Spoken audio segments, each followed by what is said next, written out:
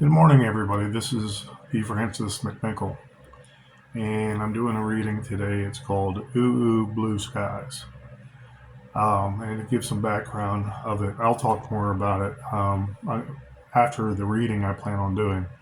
But to give some background about it, it's basically taking place in England. It's a tourist going through basically the Whitechapel neighborhoods of East London inside of England. And we know much of the lore of Jack the Ripper and what have you, and this has little to nothing to do with Jack the Ripper. I could go there if I wanted to, trust me, but I'm not into the boar gore or the gore boar, and I can go there when I want to, and I'll probably will one day about Jack the Ripper, and try to come into that story I may do from a different angle no one has really tried before. And it'll be totally fiction and a creation of my own mind, not based on much historical fact and value. Maybe some of that will spur on other things in my fiction if I ever do Jack the Ripper. I could see it going a lot of different places, kind of like what's the name of that movie with the time machine? I forgot the H.G. Wells might have been the original author, but the time machine was used by a scientist, and going back to the time of Jack the Ripper, and then Jack the Ripper knew what it was and got to know the scientist, and so he was basically taking it to escape because the police were after him.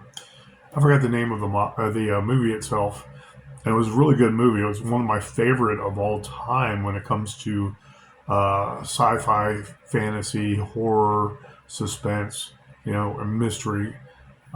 Very intriguing. But anyways, it takes place there, and it's just supposed to be fun. And I did make a reference to Roger, and I'll explain more about that.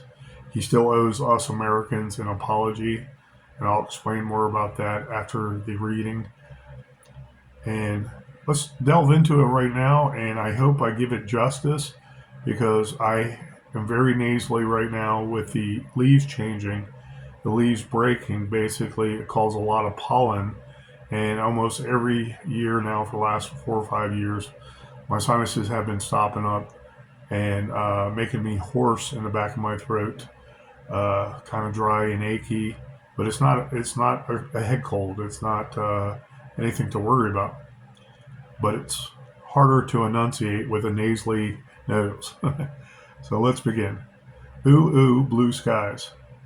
In the skies, birdies drop fertilizer pies, preening, divining, dive bombing, blokes, contravening.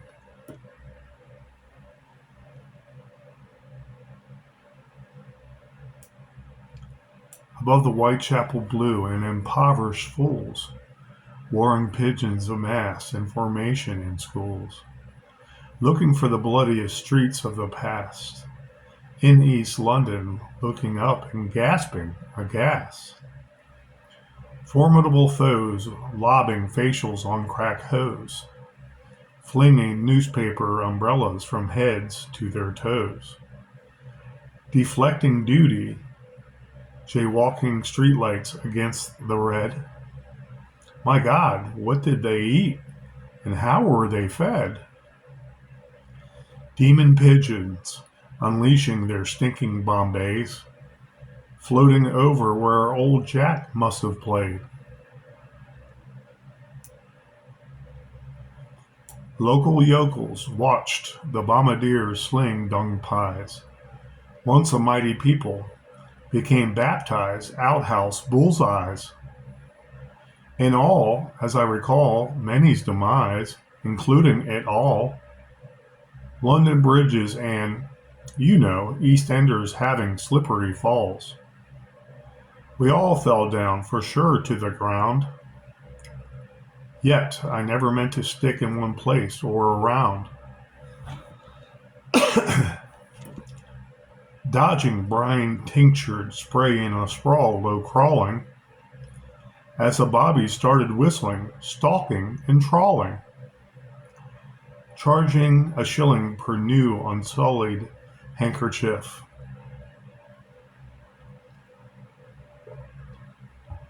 When waiting and wafting in a fetid and malodorous sniff, people fled, dodging the dripping dung carnage and waste, slipping and sliding, needing to heed hygiene and toothpaste.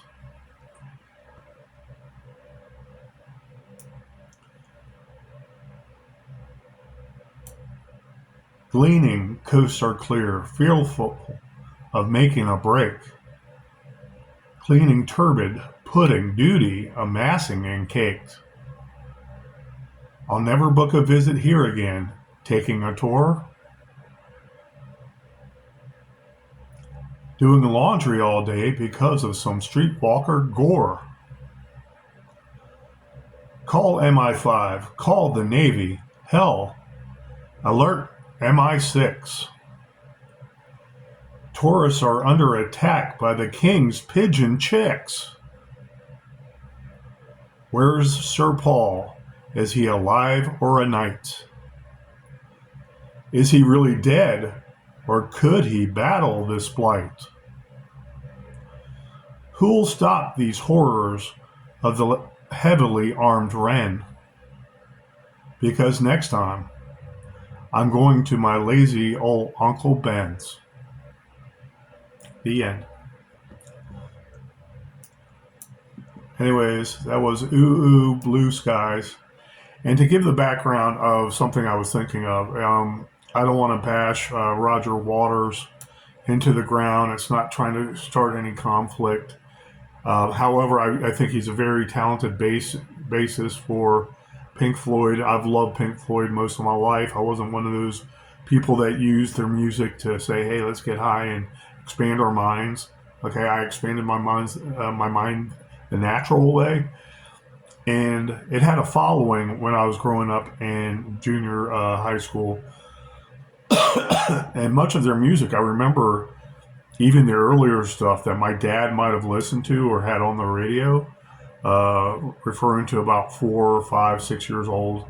And it wasn't until much later that I got into Pink Floyd and their music really being good. Deep diving, listening to the albums for free on YouTube, and what have you. I knew greatly about Pink Floyd and their history, and I read their book, The History of Pink Floyd. I forgot the exact name of it.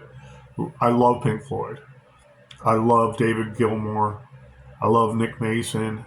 And the keyboardist, oh my God, it's escaping me now. But Roger Waters, being the bassist, he split up from the group in the 80s.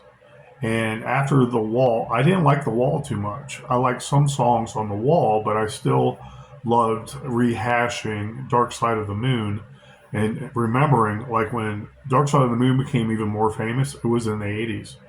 Because what transpired was our teenager generation started to get things like the Walkman, okay, the boombox that can put a cassette tape in, or the cassette player itself, putting a tape in and listening to a whole album in a small area where you can carry that. 8-track tape players in the cars were being replaced by tape decks, okay, and what have you.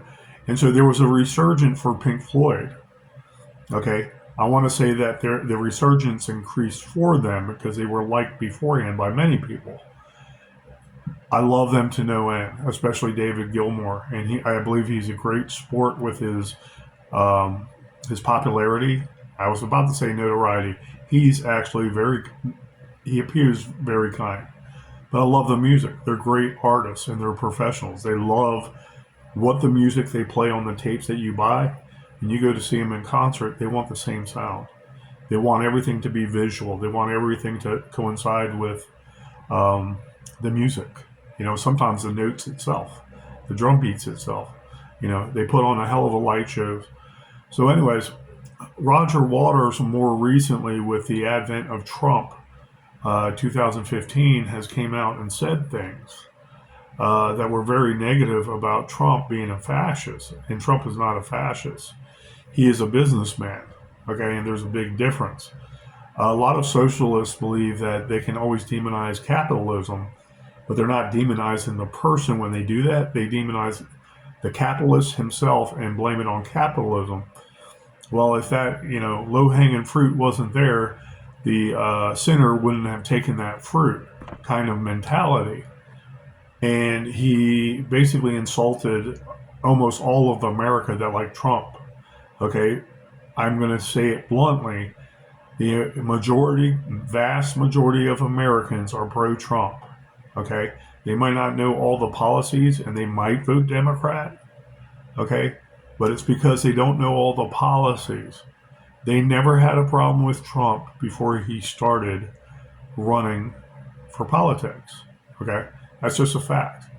And for Roger Waters to call him a fascist when we are capitalists in nature, but we're Christians first, we don't believe in fascism. We don't believe in government being side by side with us unless we have to unify under one cause to eradicate that issue, that problem, that cause.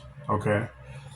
And to call Trump fascist and call him a fat pig and showing a pig over his concert when the pig was originally for the wall and their get up during the concerts way back then.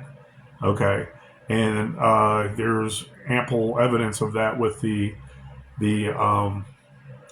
album Animals, I believe it's called. Okay, and I don't remember what place it came in.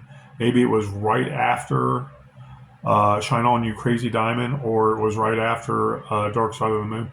Great albums. I researched them all, and I love them to no end. I love the music, just laying back. And literally, you can put that on someone's earphones and earbuds, and they can go to sleep.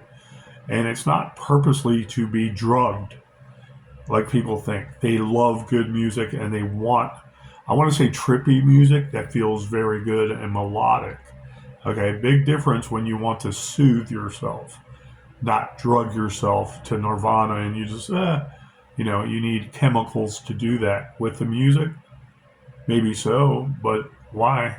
The music is there to enjoy in its purity. And Pink Floyd does that. That's why they're loved by everybody. Everybody loves Roger Waters too. I love Roger Waters, and I look at him like a friend or a brother. Okay, that said something.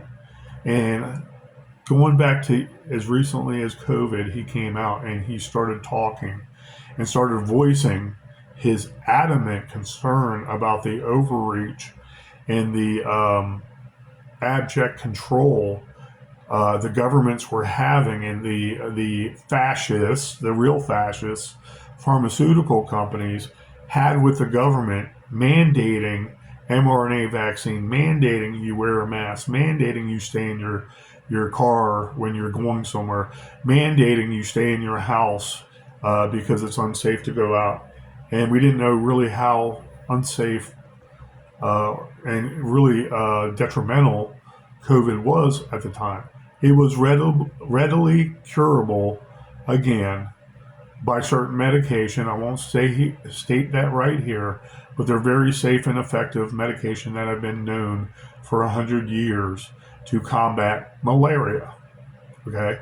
That's common knowledge. That's in the common dictionaries. That's in the common lexicon of all Americans, and they've known that since working at the Panama Canal and building the Panama Canal and having to deal with malaria infection. Okay? Again, I'm sorry about my sinuses and drying up a little and what have you when I verbalize things. So that being said, Roger Waters then backtracked some, and he gave adamant, you can see there was concern in his eyes about what transpired. Okay, because this looked like it was staged. It looked like it was an overreach. And the reactions were just horrible to control humans. Okay, so very vindictive and sadistic politicians were like, oh, I'm signing on to that because this is issuing in further communism down the road because people are conditioned to it. And he was like, "Oh no, no, no, no, no, no!" And this is beyond an overreach of any government and any other entity that's working with the government to control humanity. And he saw the 1,000-yard stare. I saw that in his eyes, and I'm like, man, okay, that's what we're talking about, dude. People that have been latching on to our hero, I want to say, non-idol hero, but our political person we look up to lead us, okay, out of this mess that globalism calls. Global communism is their goal. That means every man and woman are subjugated to death or slavery. Okay, that's what communism is. And it's not an efficient way to govern people. Okay, I'm a Christian first, and that does not exist in my mind. It will never exist in my mind, and I will never allow it. Even if I didn't have children, I would never allow it. And I'm like, Roger, you're seeing what we saw for years now with our Democrat Party here in the United States. Yes, we're a democracy to certain extents, but we were designed as a constitutional republic so that there are checks and balances where the individual's rights are always protected. He can always go find a job. He can always go invent something and apply for a patent and become filthy rich. He can always go and start his own band, okay, and be the best band in the world, okay, the most well-known band in the world, like Pink Floyd. That freedom came from mostly America, not even England. However, a lot of our laws were taken from the original English ideas, the Magna Carta, the king having a contract with his people so they don't revolt and try to behead them. So there's not bloodshed in the streets. So there's peace, harmony, prosperity, equality, freedom of religion, freedom of art, freedom of speech. All those Renaissance things, okay, the Western world developed. And with that, why do we go to socialism, Mr. Waters? We have no business going there. And just because some of us are capitalists and made money selling property does not mean we're fascists.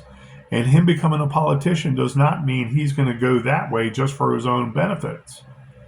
However, you also have to realize that we're a capitalistic society, not a socialist society here in America, where he's going to do things to help business anyways, whether he owns a business or not. He gave it over to his sons in a trust, okay, or whatever they call it, but it's basically a trust. And his adult children are in charge. So how does he become a fascist? And so I think of some poetry in Light Heart, and I think of how talented Pink Floyd is through many generations and many millions and millions and hundreds of millions of people. Okay, through at least 2 or 3 generations, and I'm like, that profiting of your art, okay, is what we want too. And we can't do a lot of that with the policies the globalists are putting in, especially in your country, Roger. Especially in your country. Letting people invade your country, they're doing that to us now. Hopefully we have enough votes that Trump wins and we can stem the tide of communism, which will exterminate, like COVID proved, tens of millions of people just like that. The communists let it go just to attack our country, Roger.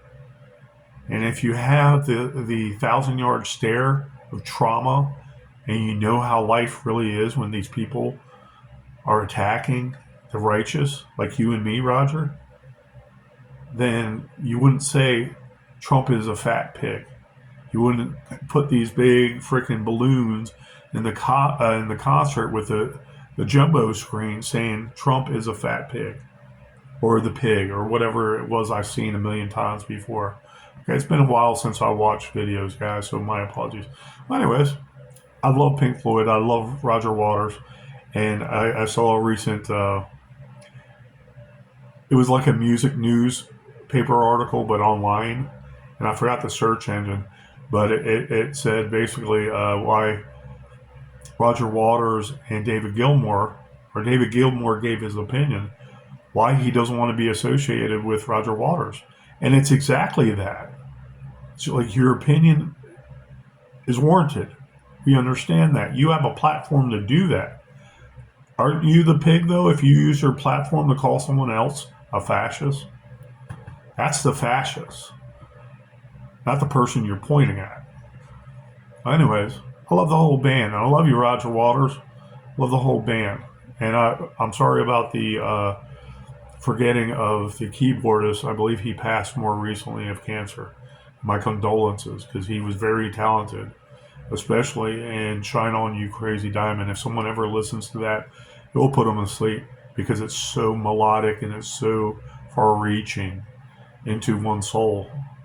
It's like going through a jungle on a very nice boat, a little raft or something, and seeing the sun coming through the leaves and just falling asleep as you drift on down the river, very, very softly, very quietly, very serenely. So, anyways, with Ooh Ooh Blue Skies, I was just thinking of a couple of lyrics. Yes. I was also thinking of a couple other rock groups from England, and some other bands came to mind. And I was thinking of Blue Skies, but I am not copying it, because I have a right to these words too. Okay? And it's not really a play on the falling bombs, on the wall. Ooh, blue skies, or whatever it says. I forget what it says. That came to mind, but this was of my own creation. It was inspired by music like that. I think there's something about the skies with ELO, and it's a common theme. So anyways, I was thinking of London, and London taking their lumps, politically speaking, especially with the current prime minister and the negativity there, and the UN basically taking over, the EU basically dictating to England again what they're going to do with these tens of millions of Africans invading their country that are mostly Muslim, and they're mostly barbaric, and they walk around the street with machetes, and they do attack white people. And my heart goes out to the English. You can't subscribe to anything socialism, especially when another country dictates it to you. Okay? And you cannot stay afloat if you don't protect your own home base alpha first. Protect your people first, your heritage, your entertainment industry, your music, your literature, your education, your laws first. And then you can sit there and say, well, what are you saying about these Africans? What benefit do they bring us as a people? Because they're welcome to miscegenate if, and only if, they ascribe and know are educated enough to know our systems. And they leave that old stuff behind. The old stuff. The barbaric nature of cutting off a hand because someone stole something because they were hungry. Okay? Throwing gays off of, 4-story high buildings head first. Okay? Having women subjugated to rules that are basically 1,300 years old, that a woman must cover up her hair and everything, and she can't show any skin, because then she's, I don't know, explain this to me. She's psychologically being attractive to other men, so that's disrespecting the husband. They're a bunch of hypocrites. A lot of these, I want to say, other religions and their policies. And so they walk around our western streets, and if they see an old lady showing skin, they'll go up to her and hack her to death, or they'll do the knockout game, or they'll run over a bunch of white people in cars. And you're like, these people are voting? You know, the con guy in London, you know, half of London or most of London is now a shithole because of that con character. And why? Because the illegals and the legal immigrants are combining to make sure they rule the roost, okay, where they live, and they dictate all these totalitarian uh, policies and the crime against white people. It's like, yeah, procreate more, white people in England. You need to freaking procreate like there's no tomorrow because you're overrun by the Nazis and the EU, the European Union, and the globalists there that are running the show with the United Nations. Roger Waters, okay, is not my enemy. And I like the guy. I like his talent. I like his skill. He was alive a lot longer than I have, and he's still doing a great job. Maybe by 20, 25 years on me. God bless him. And I think he's coming around saying we can't have that anymore. You know, so just funning with. I was just thinking of blue skies, and I was thinking of some rock groups that are indelibly etched in my mind, and I'm like, yeah, why not? Let's do a little bit of everything. It's not that deep. It's not that descriptive. It's just a little comedy, and I love limerick poems like that. That's me. Okay. So I hope you enjoyed Blue Skies, and God bless you guys. Please protect yourself, protect your family, protect your community, protect your state, and protect your God great United States. It's worth protecting. God knows it. Our God would not have empowered us to speak on his behalf, to do righteous by him, the Holy Father and Jesus. Amen? Can I get an amen? All right, guys, take care. Have a great week. God bless.